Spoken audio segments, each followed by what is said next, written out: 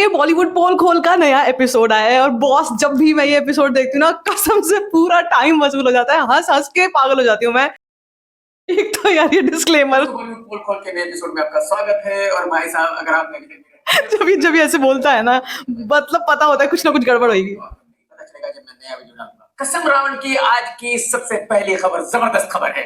ये खबर है टिंगू भाई 2.5 फीट 3 इंच के हीरो वरुण धवन के बारे में। यार छोटे छोटे हाथ है, छोटे छोटे पैर है, लेकिन इस भाई को एक्शन हीरो बनना है। इसकी एक फिल्म जल्दी रिलीज होने वाली है जिसका नाम है बेबी जॉन, जिसमें ये एक्शन हीरो बना हुआ है। और अब इसने फिल्म साइन की है बॉर्डर 2, जिसके मेन हीरो है सनी देओल साहब। हालांकि ये फिल्म तक कई साल पहले बॉर्डर 2 बना चुके हैं, जिसमें सोनू सूद था, शत्रुघ्न सिन्हा का बेटा था और बहुत सारे एक्टर थे। और वो फिल्म 12 बजे लगी थी, 3 बजे उतर गई थी, यानी कि सुपर डुपर डिसास्टर हुई थी। लेकिन इसके बावजूद फिर से बॉर्डर 2 बन रही है। ये मैं आप लोगों को पहले ही बता चुका हूं कि इस फिल्म में डबल ढोल की आयुष्मान खुराना भी है और इस फिल्म में बांटने वाली हीरोइन तृप्ति डिमरी भी है। और जबकि सनी देओल की फिल्म गदर 2 इतनी वाहियात फिल्म थी, इसके बावजूद भी वो फिल्म बहुत बड़ी ब्लॉकबस्टर हुई। उस फिल्म ने 500 करोड़ रुपए से ज्यादा का बॉक्स ऑफिस किया, तो मुझे बिल्कुल भी हैरानी नहीं। इसको प्रॉब्लम है, इसको गदर 2 से इसको प्रॉब्लम है। मैंने आपको बताया हुआ है कि इसको गदर 2 से प्रॉब्लम है, इसको पसंद नहीं है वो, क्योंकि उस फिल्म ने इसने प्रेडिक्ट किया था कि वो फिल्म बड़ी बुरी तरीके से फ्लॉप होगी और उस फिल्म ने क्या जबरदस्त बिजनेस किया था और उसका कंटेंट भी पसंद आया था लोगों को। तो यहाँ पर ये अपनी मतलब इसकी चॉप हुई थी, लेकिन इसको ये मूवी इसलिए पसंद नहीं है, इसलिए उसकी ऐसी बातें करता है। बट ओवरऑल बात क्या बोल रहा है वो सुनते हैं। बॉर्डर 2 भी बहुत बड़ी हिट होगी और बॉर्डर 2 भी 500 करोड़ रुपए का बॉक्स ऑफिस करेगी। तो इसका मतलब ये हुआ कि टिंगू भाई वरुण धवन का ये फैसला बिल्कुल सही है। श्रद्धा कपूर की फिल्म स्त्री 2 ने पहले वीक में बिजनेस किया है 260 सीआर का। ये बिजनेस बहुत बड़ा बिजनेस है। इसका मतलब ये हुआ कि ये फिल्म बहुत बड़ी ब्लॉकबस्टर हो चुकी है। मगर इसने तो कहा था पहले कि जब ये फिल्म आएगी तो ये बहुत बड़ी डिजास्टर होगी। ये फिल्म ये केआर के सर के अपने रिव्यू में बोली गई बात है। इसने ये भी बोला था बाद में, लेकिन इसको लगा था शायद मैंने जो बोला है वो गलत हो सकता है। इसने ये भी बोला था कि ऐसा भी हो सकता है, लेकिन फिल्म का कंटेंट जो है बहुत घटिया है, लेकिन फिल्म बहुत बढ़िया बिजनेस करे। कुछ भी बोलते हैं ये भी कुछ भी बोलते हैं। सीआर का बिजनेस किया है, तो इसका मतलब ये बिल्कुल क्लियर हो जाता है कि ये film life time business 400 crore रुपए का कर सकती है। लेकिन जो इस फिल्म के मेकर्स हैं वो 400 करोड़ रुपए टिकने वाले नहीं है, 400 करोड़ पर रुकने वाले नहीं है। उनके हाथ में तो एक चांस लग गया है, तो वो इस फिल्म के कलेक्शन बहुत ही बढ़ा चढ़ा कर दे रहे हैं। उसकी वजह यह है कि उनको इस फिल्म को 500 करोड़ क्लब की फिल्म बनाना है। ये उनके लाइफ में पहली और आखिरी दफा होगा कि उन्होंने कोई फिल्म बनाई। देखा आपने, देख रहे हो यहाँ पे अपनी बात को प्रूव करने के लिए ये मेकर्स को बता रहा है। मेकर्स झूठ बोल रहे हैं। ये बोल रहा है कि मेकर्स ने बहुत बड़ा बिजनेस बताया, फिल्म का इतना बिजनेस नहीं है। अबे यार तरन आदर्श ने खुद बताया 500 करोड़ के क्लब में फिल्म एंटर कर रही है, अनस्टॉपेबल है। कल 44 करोड़ का इसने इंडिया नेट बिजनेस किया है, 44 करोड़ का इंडिया नेट बिजनेस किया है। आज भी छुट्टी है रक्षाबंधन की, जन्माष्टमी की, तो आज के दिन पे भी ये फिल्म बहुत बड़ा बिजनेस करेगी। क्या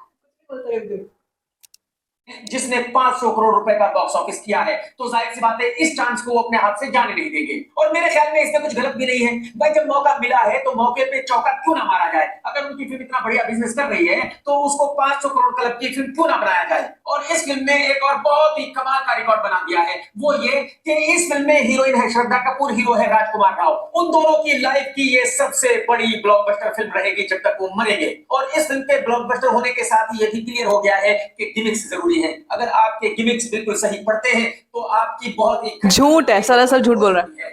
फरहान अख्तर और उसका पार्टनर रितेश भी ढूंढते रहते हैं किसी ना किसी बकरे को। अब उनको एक नया बकरा मिल गया है और ये नया बकरा है ट्रिगर हैप्पी स्टूडियोज। तो अब फरहान अख्तर की कंपनी इस स्टूडियो को 100% 200-400 करोड़ रुपए का चूना लगा ही देगी। ठीक उसी तरह साजिद नडियाड वाला निर्माता को बानी जे प्रोडक्शन मिल गया है, वो भी उसको 200-400 करोड़ अच्छा जी, लगा देगा। करण जौहर भी सुना है कोई बकरा ढूंढ रहा है, उसको भी कोई ना कोई आज ना कल तो मिल ही जाएगा। कहने का मतलब ये है कि जो बॉलीवुड वाले हैं वो दिन रात चश्मा लगाकर बकरे ढूंढते रहते हैं और ऊपर वाले का ऐसा करम है कि इनको कोई ना कोई बकरा मिल भी जाता है। और ये हलाल करते रहते हैं, अय्याशी करते रहते हैं, पैसे कमाते रहते हैं। बात खत्म। बॉलीवुड में वाईआरएफ सबसे बड़ा प्रोडक्शन हाउस है और इसका ओनर है आदित्य चोपड़ा। आदित्य चोपड़ा की वाइफ है रानी मुखर्जी। रानी मुखर्जी ने आदित्य का डिवोर्स करा के उससे शादी की थी, तो जाहिर सी बात है अब आदित्य को पूरी तरह अपनी मुट्ठी में बंद किया हुआ है। और आदित्य क्या ना करे, जो बीवी कहेगी वही करना पड़ेगा। हर किसी को करना पड़ता है, आदित्य क्या करेगा बेचारा। और ये मैं आप लोगों को बहुत दफा बता चुका हूं कि जो लड़की एक बार हीरोइन बन गई वो मरते दम तक हीरोइन बने रहना चाहती है। तो रानी मुखर्जी हर 2-3 साल के बाद एक फिल्म बनाती है, मर्दानी, मर्दानी 2, और अब रानी ने अनाउंस की है मर्दानी 3। आदित्य चोपड़ा भी बेचारा क्या करे। अरे भाई बीवी को अगर किसी रहना है तो जाहिर सी बात है फिल्म बनानी पड़ेगी। क्या तो यार बहुत अच्छा है, ये बहुत पिटेगा एक दिन। रहेगी और आदित्य फ्री रहेगा। आदित्य के पास तो माल की कमी ही नहीं है भाई साहब। तो शिवाजी महाराज के ऊपर कई फिल्में बन चुकी है, तो मुझे नहीं लगता कि एक ही कहानी को पब्लिक बार बार देख सकती है और ये फिल्म बहुत चलने वाली है। हो सकता है ये फिल्म महाराष्ट्र में ये पागल हो गया है लेकिन मेरे ख्याल में नॉर्थ में ये फिल्म अच्छा बिजनेस नहीं कर पाएगी। ये फिल्म भाई। ये सबसे बड़ा बेवकूफ है अगर ये बोलता है छावा छावा करके मानेगी, नॉर्थ हो चाहे साउथ हो, हर जगह पर। वैसे साउथ की उस टाइम पर तो मूवी आई रही होगी पुष्पा 2, लेकिन भाई ये नॉर्थ में तो फाड़ देगी बुरी तरीके से। छावा इस के इस फिल्म की हीरोइन है मूंछों वाली रश्मिका मंदाना। दोस्तों आप सभी जानते हैं कि आज की तारीख में हॉरर फिल्में चल रही है। पहले शैतान सुपरहिट हुई, फिर मुंजिया भी हिट हो गई और अब स्त्री 2 तो बहुत बड़ी ब्लॉकबस्टर हो चुकी है।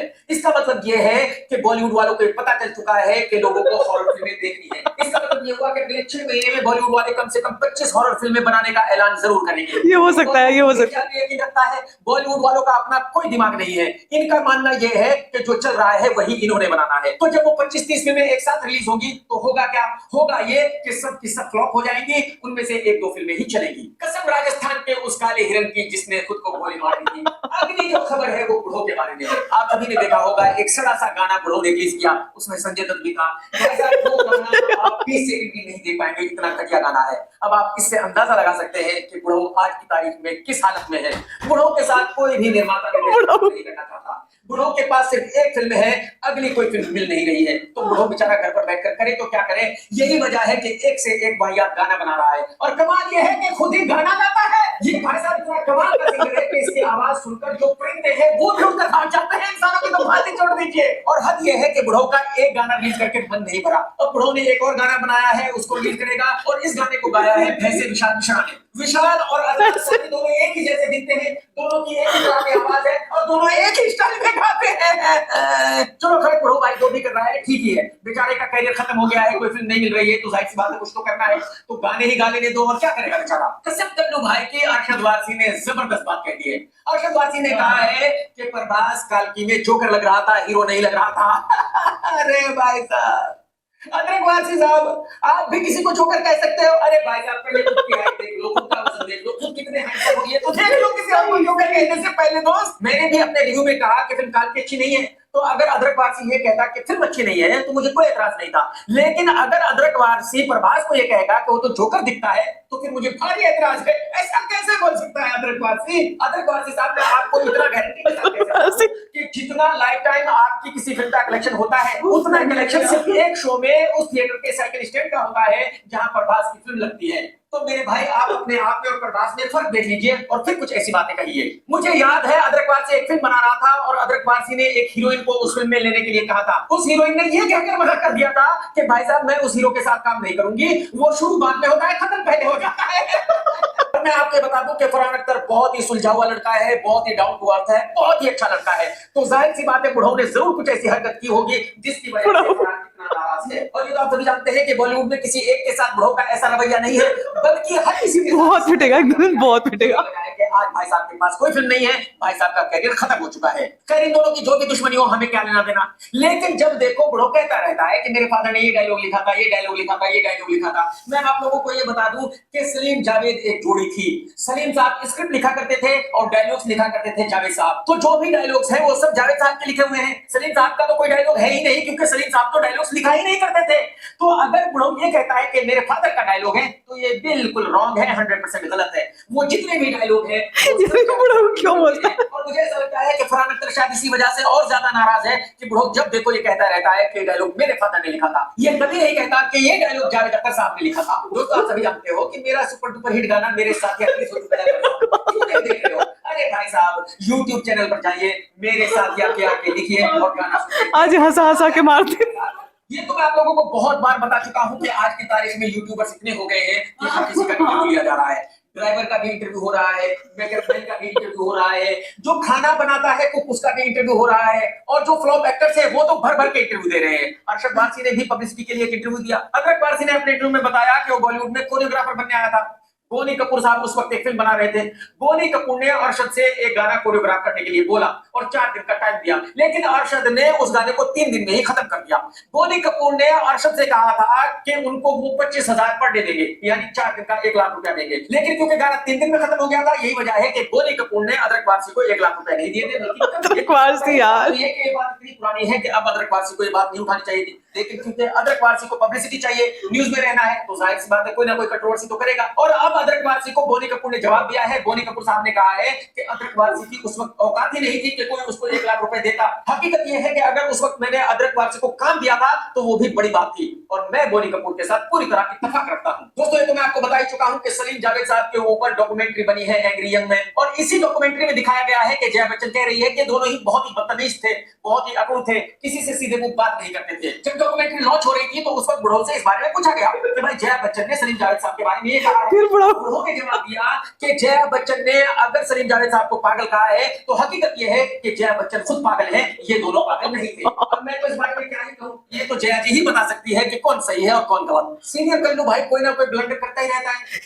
कभी पान मसाला बेचता है, कभी छाली बेचता है, कभी कुछ करता है, कभी कुछ करता है, तो लोगों को पसंद नहीं आता। और अब सीनियर कल्लू भाई ने एक बहुत बड़ा ब्लंडर कर दिया है। आप सभी जानते हैं कि कुछ दिनों पहले सीनियर कल्लू भाई की फिल्म रिलीज हुई थी मैदान, जो बहुत बड़ी सुपर डुपर हिट रही थी, और मैदान फिल्म को यार दिस इज टू मच, हंस हंस के मेरे को पसीना आ रहा है। इस गाने को लेकर बहुत बड़ा ब्लंडर कर दिया है। ये तो आप जानते ही हैं कि इससे पहले भी बॉलीवुड की कई लड़कियों का डीप फेक वीडियो वायरल हो चुका है। अब किसी भाई ने तमन्ना भाटिया के इस गाने को लेकर एक वीडियो बनाया है। बोली तमन्ना भाटिया हाँ, ये मैंने देखा था। बच्चन जी का है, तो एक्चुअली जो गाना दिखाया जा रहा है वो ऐसा दिखाया जा रहा है कि जया बच्चन जी डांस कर रही है, और मेरा बहुत ही खतरनाक है।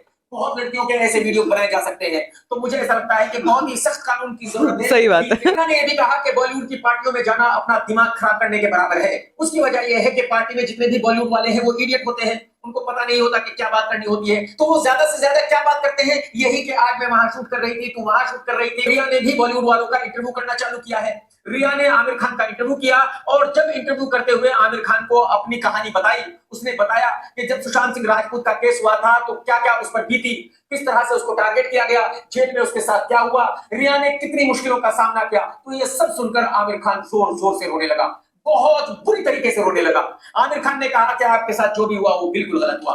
तो मुझे ऐसा लगता है कि अब आमिर खान आने वाले वक्त में रिया को काम जरूर देगा, देना ही चाहिए, लेकिन कुछ लोग इसके लिए भी आमिर को ट्रोल कर रहे हैं। उन लोगों का कहना यह है कि ये बंदा तो कहीं भी बैठकर रोने लगता है, फिल्म देखने जाता है वहां रोने लगता है, कहीं किसी को ये बात सच है। लगता है, ये ड्रामा करता है रोने का, इसके रोने से किसी को कोई फर्क नहीं पड़ता। अब टिंगू भाई आमिर रोया है तो मैं ज्यादा कुछ कहूंगा, किसी के रोने का मजाक मैं उड़ाऊंगा नहीं, ये पब्लिक है, ये सब जानते हैं, बात खत्म। क्यों आमिर भाई, सही है ना? दोस्तों, अगर आज का वीडियो आपने देखा तो लाइक करना बिल्कुल मत भूलना। भाई लाइक नहीं, सुपर लाइक है। ये तो हंस हंस के पेट में दर्द हो गया मुझे, कसम से इतना गर्मी पसीना आ रहा है बता नहीं सकती, but I thoroughly enjoyed it. आपको कैसा लगा ये वाला एपिसोड और ये एपिसोड, मेरा रिएक्शन उस पे let me know in the comment section. बाकी भी like this video, give it a thumbs up, don't forget to share it and don't forget to subscribe to my channel which is called story